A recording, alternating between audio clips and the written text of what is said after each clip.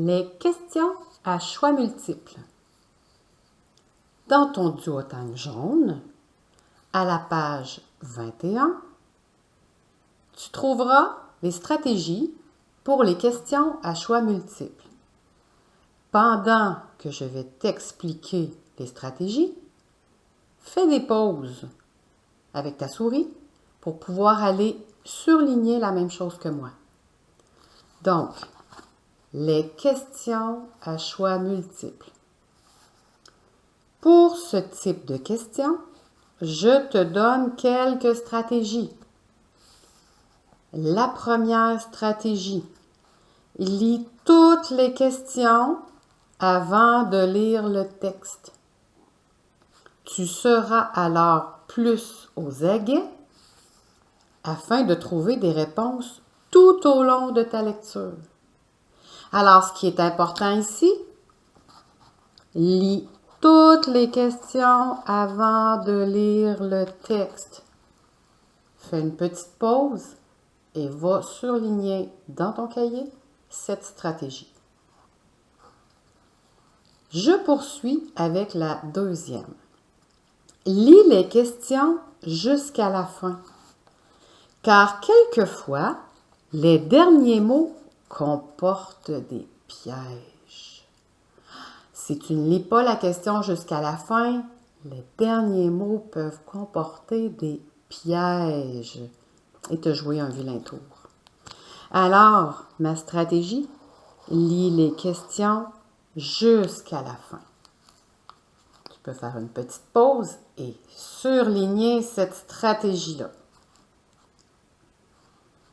La troisième. Les premiers mots d'une question te renseignent sur le type de réponse attendue. Alors, les premiers mots, surveille ça.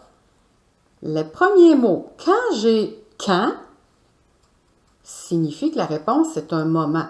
Donc, quand le personnage s'est-il levé?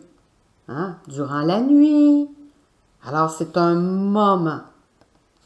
Alors, quand la question c'est « quand », la réponse, ça va être un moment. Quand brosses-tu tes dents? Après le repas. Où? Donc, si le début de ma question commence avec un « où », c'est que ça signifie que la réponse attendue est un endroit. Donc, où as-tu mis mes clés? Dans ton sac à main, maman. Ah, d'accord, merci. Alors, où?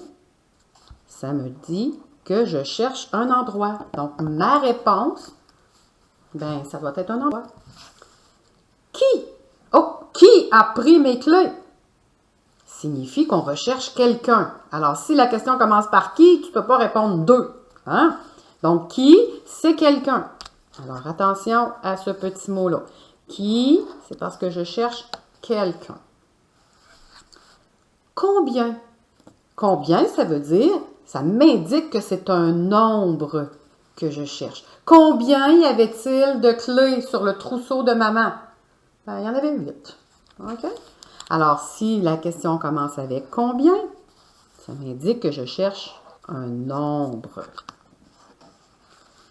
Si la question commence avec un pourquoi, ça demande une explication qui devrait commencer par parce que. Pourquoi as-tu caché mes clés?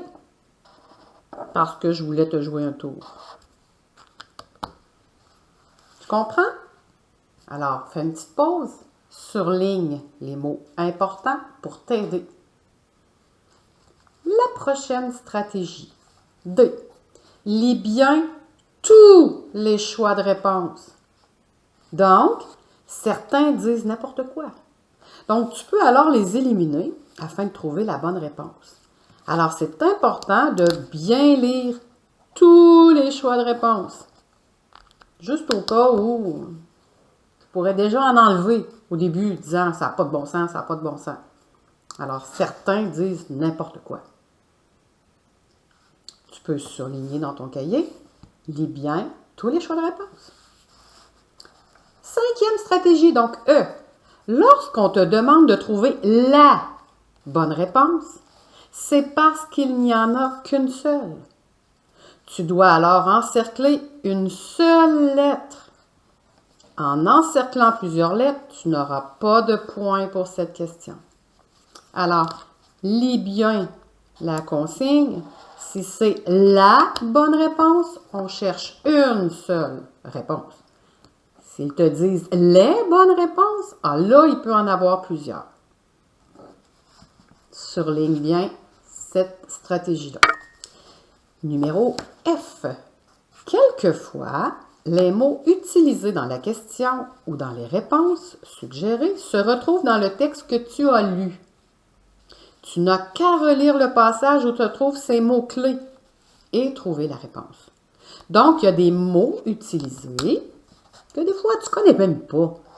Mais, en les prenant comme mots-clés, je l'ai vu, lui, dans ce texte-là, je l'ai vu. Alors, tu t'en vas proche du mot-clé et ça peut t'aider à trouver la réponse ou à la comprendre, la question, un petit peu mieux.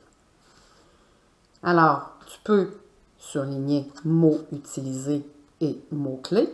Donc, bien penser que si les mots sont utilisés dans la question, je vais aller voir dans le texte pour pouvoir trouver où est-ce qu'on en parle de ce mot-là. Alors, on va aller se pratiquer maintenant avec le texte « Le territoire des Incas en 1500 » pour pratiquer ces stratégies-là.